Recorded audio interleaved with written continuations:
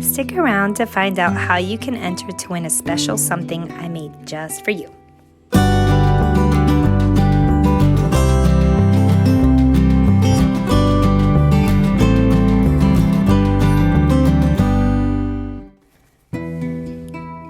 How does it feel? What do you do with all your time? You must feel so free. And you must get so much done now. These are just a few of the questions and comments that I get now that we changed our routine. In case you're new here, I'm Christy. My family and I have been sharing a lot about our life, and until recently, that included a lot of homeschooling stuff. But if you've seen my last couple of videos, you'll know that we recently had to change and transition our kids to public school. Many people who don't understand how I even chose to homeschool in the first place, and the fact that we loved it so much, voice their opinions quite freely about how liberated I must feel and how I surely see this as so much better. And then on the other hand, some homeschooling folks, they don't understand why I made this change. It wasn't simple, nor easy, but it was a decision that we had to make as a family, and we're making the best of it. With change, and with what seems to many as a gaping hole in my schedule, come a lot of questions and, of course, a lot of opinions. The truth is that I am working from home. I'm trying to find time to build my own small business so I can work for myself 100% of the time and spend as much of that time outside of work with my kids, outside of the public school, outside of schooling, just pouring into them in meaningful and creative ways.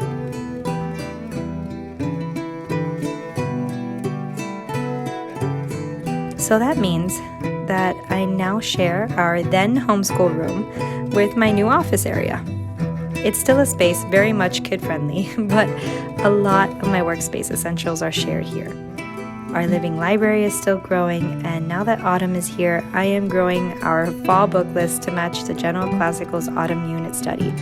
I'm not 100% sure when I'll begin it, but I can't not wait to start. Homework and life balance has actually become a lot harder for me to achieve, but I think I'm doing an okay job of, maneuvering around it. You see, a lot of people think that I have like this huge hole in my schedule, like I have this plethora of time, but it's really spoken for. I block schedule, and I'm really quite good at it. I just compartmentalize my life and kind of like have periods of intense amount of work, intense amount of creativity, and then an intense amount of kid time. And I want to just share with you some of the things that work for me, and hopefully they help you.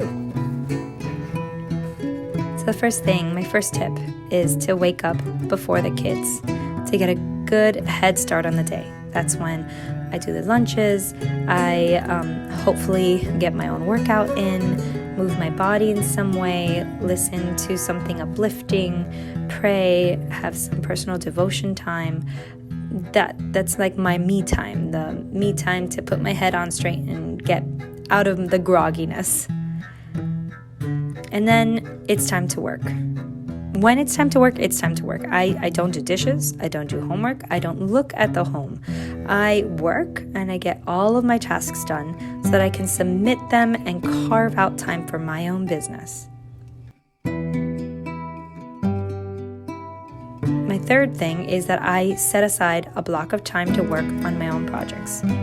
Mine right now is growing my Etsy shop. I'm not sure if you knew this, but I did have an Etsy shop before. It was mostly digital items that I created, and mostly it was from homeschooling things that I made for my kids. And I'm like, well, you know what? Some parents out there might need them too.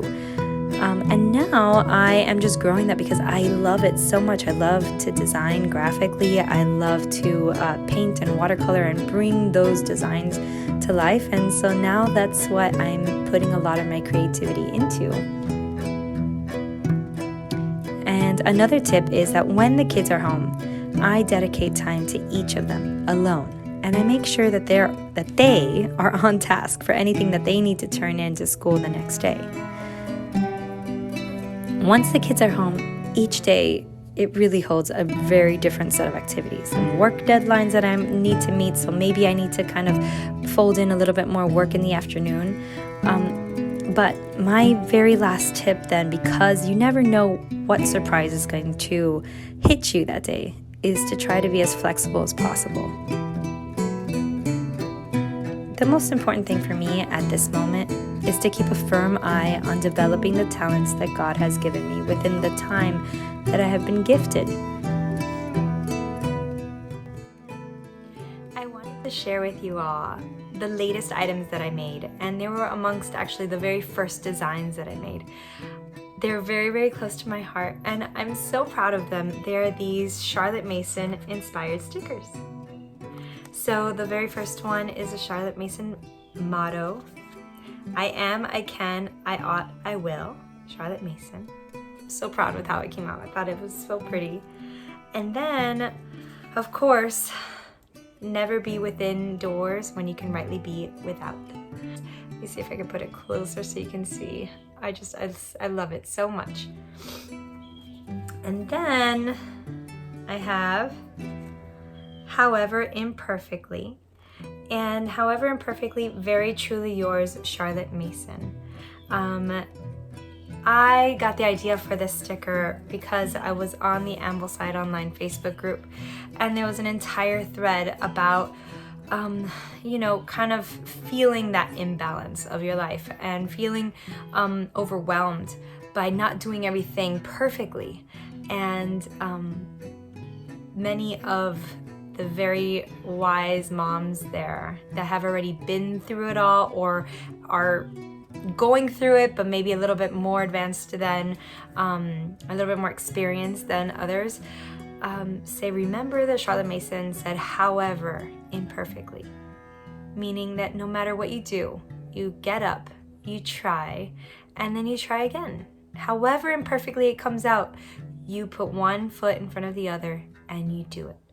And God, I just thought that that would be such a great reminder to have in sticker form. And we're not doing this 100% of our time anymore, but if anyone is introduced to this Charlotte Mason home education philosophy, it just never leaves you.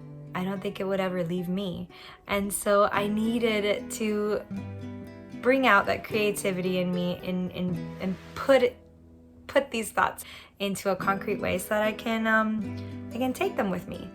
I loved these stickers so much that I knew I had to share them. So I went ahead and I did a giveaway. I think it was 2 days ago, and I wanted to make sure that I made a YouTube video so that I could share it with you all as well.